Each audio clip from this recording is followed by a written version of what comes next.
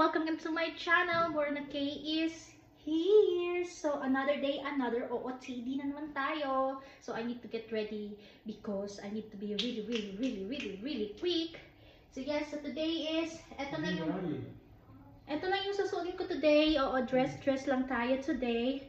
So yes, I already had my but I did not really dry very well my hair. Half dry, or yeah. So this will be the and then my eyebrow, of course, so let's do it.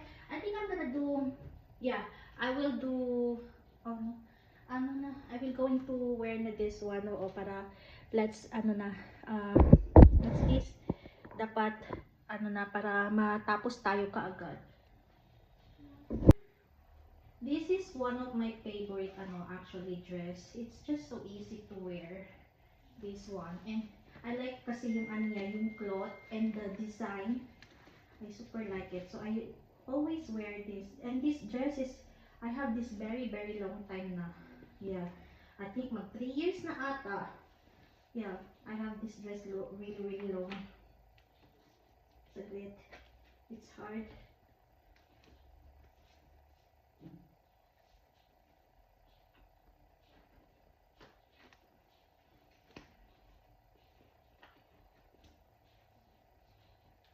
So yeah, so this is how it so this one you can wear it like that way, or yung, but I used to wear it like that way. Yeah. Pwede din siya pa ganun strap. Yeah, but I think I'm gonna wear it like this way. The light is really yeah. Kailangan ko siyang itali very well.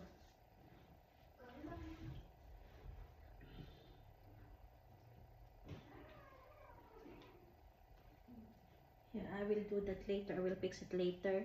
And then this strap is, I will put it inside.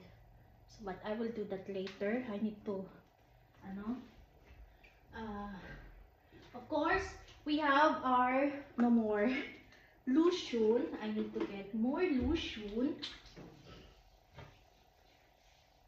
And again, for those who are offering to apply the lotion, thank you so much. For me, thank you so much. I can do it. Thank you. I can do it too. Thank you for the offer. And to you, my husband, it's okay. I can do it. Yeah.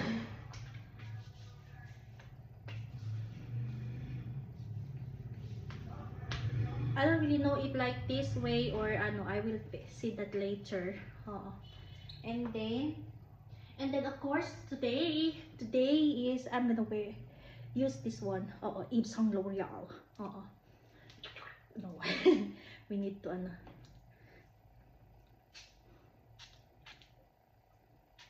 oh la la, smells so good. So yes, so that's the outfit for today. Thank you for watching. I hope to see you again on my next video. Bye.